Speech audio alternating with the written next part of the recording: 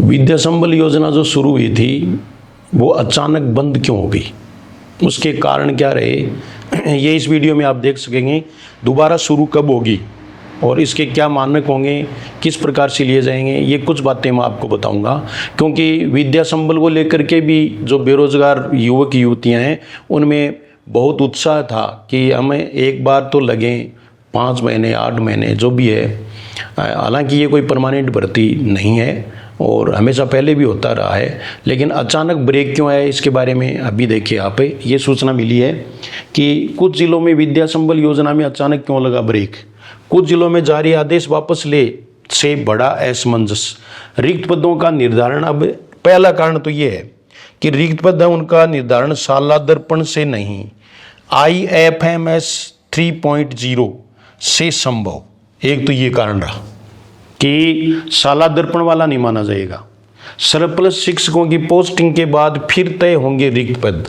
अभी कुछ पद हैं, कुछ जो शिक्षक हैं वो सरप्लस चल रहे हैं, उनकी पोस्टिंग हो जाएगी। उसके बाद में जो खाली पद बचेंगे, इसका मतलब पद कम हो जाएंगे, तो उन पर ये भर्ती होगी। पात्रता परीक्षा की शर्त जोड़ने पर भी मंथन कि पात्रता परीक्षा वाला है वो भी जोड़ेंगे कि उन्होंने जो है वो पात्रता परीक्षा है वो पास की है या नहीं है, या उसकी ज़रूरत पड़ेगी या नहीं, यानी रीट की। पूरे राजस्थान में एक समान दिशा निर्देश, यानी पूरे राजस्थान की एक साथ ही निकलेगी, ये भी देख लीजिए आप। और टाइम फ्रेम की तैयारी, ऑनलाइन आवेदन प्रक्रिया पर भी विचार कि क्यों न फॉर्म है वो ऑनलाइन ही मांग लिए जाएं जैसे मांगते हैं, ठीक है। आरक्षण के नियम भी होंगे साफ, क्योंकि पिछला जो था उसमें आरक्षण नहीं था, तो आरक्षण के नियम है वो साफ होंगे। नगरपालिका चुनाव के चलते ग्रामीण क्षेत्रों में भर्ती का विकल्प भी चर्चा में। नए नियमों के इंतजार में अभ्यर्थी, आखिर कब खुलेगा विद्या संबल का रास्ता। तो विद्या संबल का रास्ता कब खुलेगा, तो हम ये कयास लगा सकते हैं कि अभी शायद थोड़ा टाइम लगेगा। आप पेशेंस रखें, तैयारी करते रहें। और मेरा तो ये मानना है कि जैसे आपके आसपास या जो भी खाली है वहाँ अगर आपकी पोस्टिंग होती है तो ये तो बेटर है, लेकिन बहुत दूर जा कर के अगर आप ये नौकरी करते हो तो फिर आप मूल तैयारी से भटक जाएंगे। इसलिए तैयारी से भटके नहीं, तैयारी करते रहें। रही बात है कि first grade, second grade, third grade अभी जो एग्ज़ाम है वो कब होंगे, तो अभी टाइम लगेगा और आप आसानी से तैयारी करें, क्योंकि अभी तो पिछली भर्ती है वही प्रोसेस में चल रही है। तो इसके लिए आप ऑनलाइन कोर्स ले सकते हैं GS हिंदी क्लासेज पर।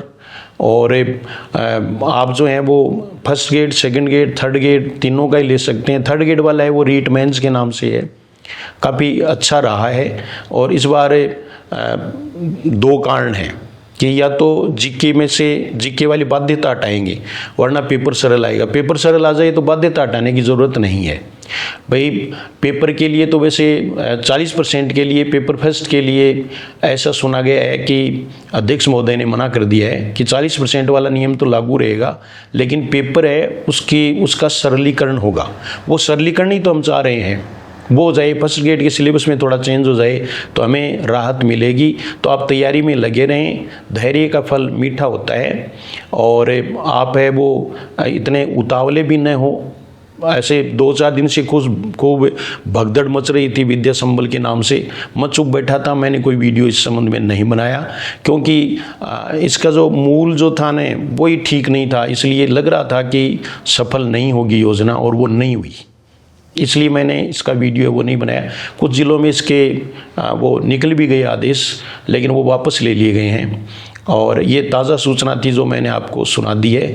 तो आप है वो तैयारी में लगे रहें। अभी रक्षाबंधन का ऑफ़र चल रहा है, तो आप ऑफ़र का लाभ उठा सकते हैं। अभी कल से ये ऑफ़र होगा, वैसे आज से मानो आप 26 तारीख से ऑफ़र है, 26 अगस्त से और 31 अगस्त तक ये ऑफ़र होगा, जिसमें आप परचेज़ कर सकते हैं। मैं कह रहा हूँ कि आप हिंदी में पूरे फ़ायदे में रहोगे, तो आप साथ में जॉब कर रहे हैं तो बहुत ही अच्छी बात है और आप इसका फ़ायदा उठा सकते हैं।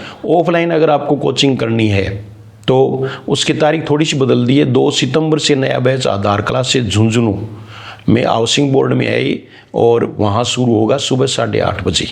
तो वहाँ आप पधारें, 3-4 दिन क्लास लें, कोई फीस नहीं है 3-4 दिन की, आराम से देख करके एडजस्ट करके फर्स्ट पेपर सेकंड पेपर की बैलेंस्ड तैयारी करें, पूरा मानस बना करके आएँ और क्लास लें और अपना सिलेक्शन करवाएं।